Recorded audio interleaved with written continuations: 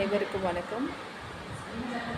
முனைவர் திருமதி பாரல் ஜோதி, உதவி பேராசிரியை தமிழ் துறை, ரேவா வன்னிய பெருமாள் பெண்கள் கல்லூரி, விருதுநகர்.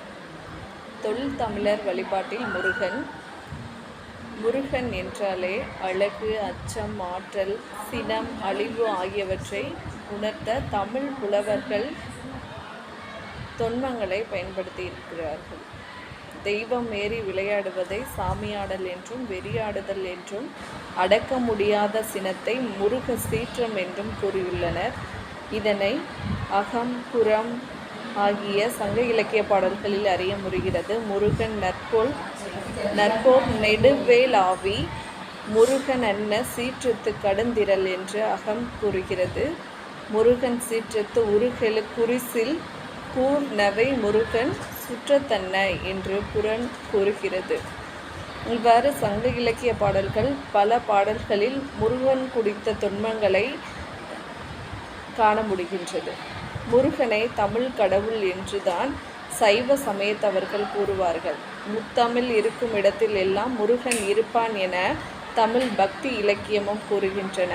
தமிழ் மொழியே முருகன்தான் என்றும், அதனால்தான் தமிழுக்கு கண் போன்ற உயிர் எழுத்துக்கள் 12 என்பது போல் முருகனுக்கும் 12 கண்கள் என்றும் ஒப்பிடுவதுண்டு. தமிழ் எழுத்துக்களை 3 இனமாக வல்லினம், மெல்லினம், இடையினம் என்று பிரித்து அவற்றில் ஒவ்வொரு எழுத்தாக தெரிந்து எடுத்து அழைத்தார்கள். முருகு என்றால் இளமை, அழகு, பெருமை, உயர்வு என தமிழ் அகராதிகளும் பொருள் கூறுகின்றன. 3ஆக பிரித்த ஒவ்வொரு இனத்துக்கும் 6 எழுத்துக்கள் உள்ளன. கசட தபர, நெயன நமன, எரள வளல என்று எல்லாமுமாக 18 எழுத்துக்கள். முருகனின் சிரங்களும் கரங்களும் சேர்ந்தால் 18 எழுத்துக்கள்.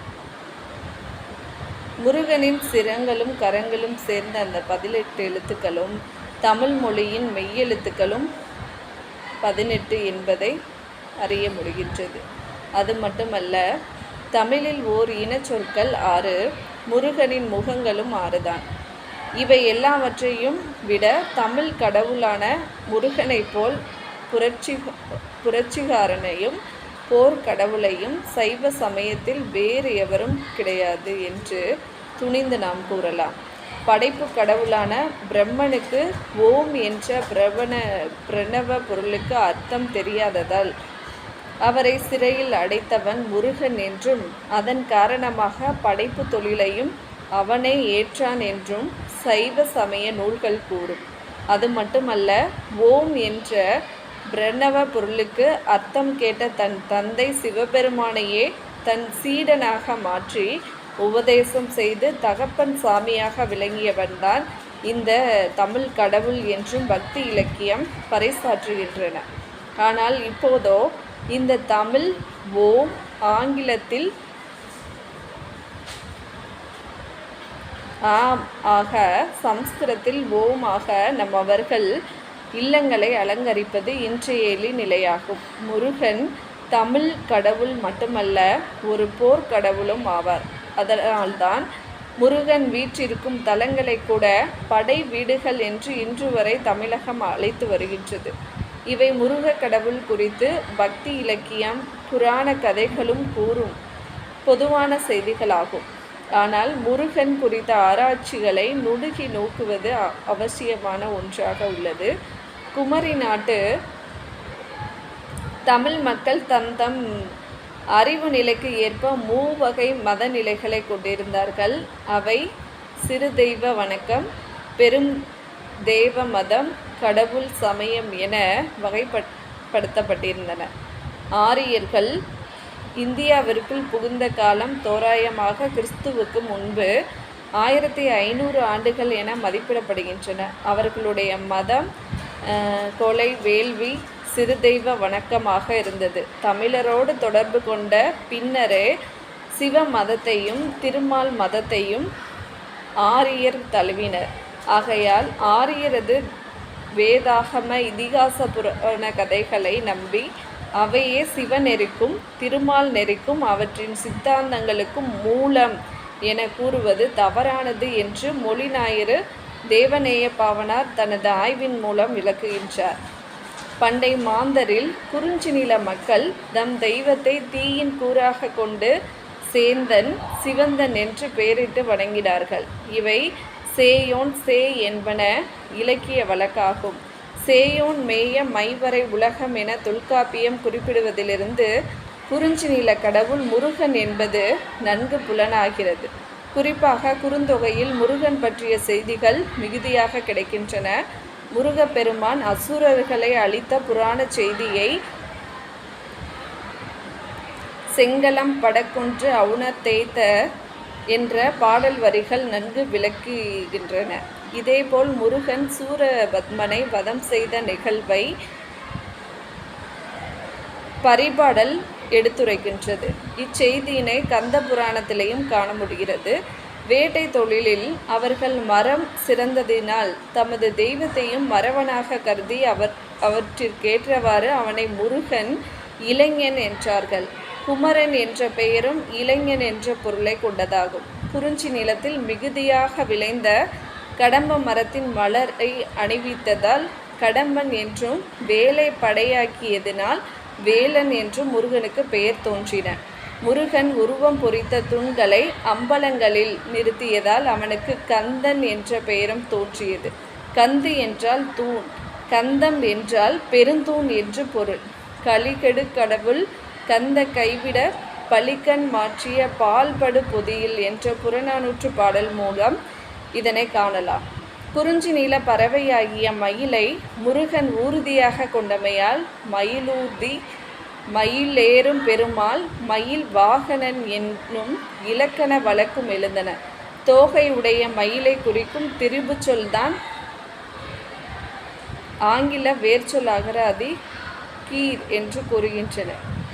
தோகை என்ற தமிழ் சொல் பெர்சியன் மொழியில் தோவிஸ் எனவும் லத்தீனில் போவு எனவும் பழைய ஆங்கிலத்தில் பலவாறும் குறிக்கப்படுகின்றன. ஆண் பறவையை குறிக்கும் மயில் என்ற சொல்லுடன் தோகை என்னும் தமிழில் திரும்பான மரபும் மாறியிருக்கிறதை ஆங்கிலத்தில் காண முடிகிறது. குறிஞ்சி நில தலைவி கொடிச்சி எனப்பட்டதால் கொடி என்று பொருள்படும் வள்ளி முருகனின் தேவியாக வழிபடப்பட்டால் வள்ளி பற்றிய குறிப்புகளை சங்க இலக்கியத்தில் நிரம்ப காணலாம். வள்ளியை பற்றிய முதல் குறிப்பு தொல்காப்பிய புறத்திணை இயலில் காணப்படுகின்றன.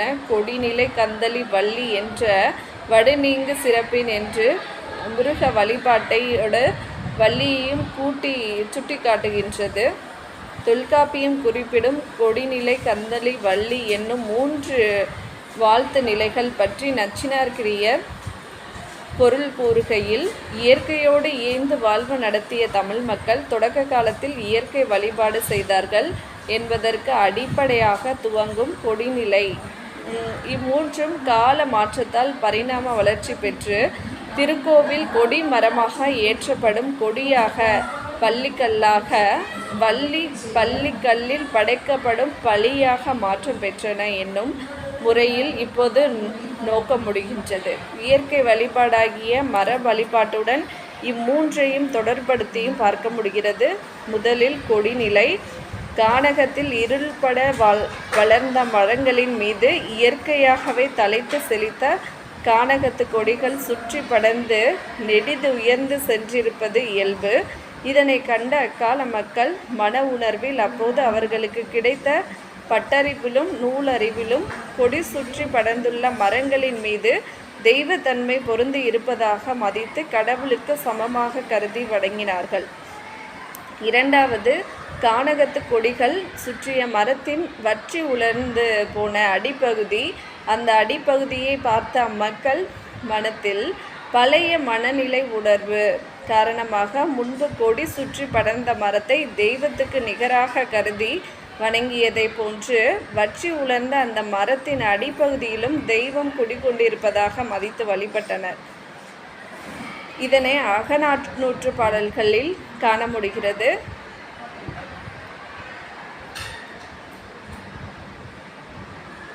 மூன்றாவது, வள்ளி என்பது கொடிமரம் வற்றி உலர்ந்து கீழே சாய்ந்து முற்றிலும் சிதைந்து போன நிலையில் மரத்தை சுற்றி படர்ந்து மேலே சென்ற கொடி படர்ந்து செல்வதற்கு பற்றுக்கோடு இன்றி தரையில் பரவி கிடந்தது. பழைய பெருமை கருதி இக்கொடியிலும் தெய்வம் குடிகொண்டிருப்பதாக மதித்து அவர்கள் வழிபாடு செய்தனர். இந்த இயற்கை வழிபாட்டு முறையை அறிந்த ஆசிரியர் தொல்காப்பியர் கொடிநிலை, கந்தளி, வள்ளி என பெயரிட்டு அவற்றையும் வழிபட தக்கனவாக மதித்து அழைத்துள்ளார் எனலாம். கன்னி பெண்கள் தங்களின் திருமணம் தாங்கள் விரும்பும் வண்ணம் நிறைவேறுதல் வேண்டும் என வேண்டி பிறையை தொழுவது தொன்மை வழக்கு. இவ்வியற்கை வழிபாட்டினை போன்றே கொடிநிலை, கந்தளி, வள்ளி ஆகிய இயற்கை பொருட்கள் மூன்றுக்கும் பண்டைய தமிழகத்தில் தெய்வத்தன்மையை ஏற்றி வழிபட்டனர். இயற்கையாகவே கொடி சுற்றி மேலே சென்றுள்ள மரத்தை கொடிநிலை என போற்றி வணங்கினர். இந்த வழிபாட்டு நிலை பரிணாம வளர்ச்சியில் காலந்தோறும் படிப்படியாக வளர்ந்துள்ளது. கானகத்து இயற்கை வழிபாட்டோடு தொடர்புடைய இம்மரம்தான் தமிழர் பண்பாட்டு வளர்ச்சியின் சின்னமாக தோன்றுகின்ற திருக்கோவில்களில் கால வளர்ச்சியில் கோயில் கொடிமரமாக வடிவம் பெற்று உயர்ந்தது. கானகத்தில் அம்மரத்தை சுற்றி படர்ந்து மேலே சென்ற கொடியே திருக்கோவில் கொடிமரத்தில் ஏற்றப்படும் கொடியாக வடிவம் பெற்று உயர்ந்து நிற்கின்றது. அரசனுக்கு உரிமைப்படுத்தப்பட்ட கொடியிலும் இச்சின்னம் அமைக்கப்பட்டது. இவ்வாறு அனுமானிப்பது மிகவும் பொருத்தமே ஆகும். ஏனெனில் நடைமுறை அனுபவ அறிவுக்கும் சிந்தனைக்கும் ஏற்ப அவை அமைந்துள்ளது. எனவே தொல்காப்பியர் கூறியுள்ள கொடிநிலையே பிற்காலத்தில் கோவில் கொடிமரமாக உருவெடுத்தது என்று கூறுவது பண்பாட்டு வரலாற்று நோக்கிலும் மானிடவியல் நோக்கிலும் மிகவும் பொருத்தமானதாகும். இவ்வாறு புறப்பொருள் வெண்பா மாலை தெய்வ தொடர்பு படுத்தி கூறியிருப்பதை இங்கு ஒப்பிட்டு பார்க்க முடிகிறது. எளிய பொருளிலும் குறிப்பிடுகின்றன. மாற்றாரை வென்று உயர்த்தி கொடியின் சிறப்பினை பாடுதல் கொடிநிலை என்றும், மாற்றாரது அரணை அளித்த வெற்றியை குறிப்பது கந்தளி என்றும், வள்ளல் தன்மையை குறிப்பது வள்ளி என்றும் உரைப்பதும் வரலாற்று அணுகுமுறை. முருகு புணர்ந்து இயன்ற வள்ளி போல் என்று நற்றிணையில் 83வது பாடலடி குறிப்பிடுகிறது. வள்ளி முருகன் குறித்த செய்தி காலத்தில் பழமையானதாகும். சிலப்பதிகார குன்றக்குறவையும் வள்ளி பற்றிய வழிபாட்டு நிலை தமிழில் மிக விரிவாக விவரிக்கப்பட்டதை நன்கு குறிப்பிடுகிறது. முருக வழிபாட்டின் தொன்மையை நாம் ஆராயும் இடத்து முருகன் வள்ளி இணைப்பு குறித்தும் ஆராய வேண்டும். முருகன் புதிய கற்கால வேட்டை தெய்வம், அதாவது வேட்டையாடி உணவை தேடும் நாகரிகத்தை குறித்த தெய்வம் என்றும், வள்ளி உணவை சேகரித்து உண்ணும் நாகரிகத்தை குறித்த தெய்வம் என்றும் ஆய்வாளர் C.L. சாமி குறிப்பிடுகின்றார். முருகனும் வள்ளியும் இணைத்து வேட்டை நாகரிகமும் உணவு சேகரிப்பு நாகரிகமும் கலந்த காலம் என்று கொள்ளலாம். உணவு சேகரிக்கும் நாகரிக காலத்தில் தானே விளைந்த வள்ளிக்கிழங்கு முதலியவற்றை மனிதன் உண்டு வாழ்ந்தான். இவ்வாறு கிடைத்த வள்ளிக்கிழங்கையே ஆதி மனிதன் செழிப்பிற்கும் உற்பத்திற்கும் அறிகுறியாக கொண்டான். இதுவே பின்னர் செழிப்பு தெய்வமாகவும் வள்ளியாகவும் உருப்பெற்றது. ஆனால் முருகனோ சீற்றத்திற்குரிய கடவுள். அதனால்தான் அவனை சாந்தப்படுத்த முன்னாளில் பலி முதலியன கொடுக்கப்பட்டன. முருகன் சீற்றத்து உருகெழு குறிசில் என புறநானூறு பகர்கிறது. சினமிகு முருகன் என்று அகநானூறும், முருகு உரல் முன்போடு கடுஞ்சினம் என்று நற்றினையும் பாடுகின்றன. பண்டை தமிழரின் தொடக்க கால பண்பாடு தாய் வழி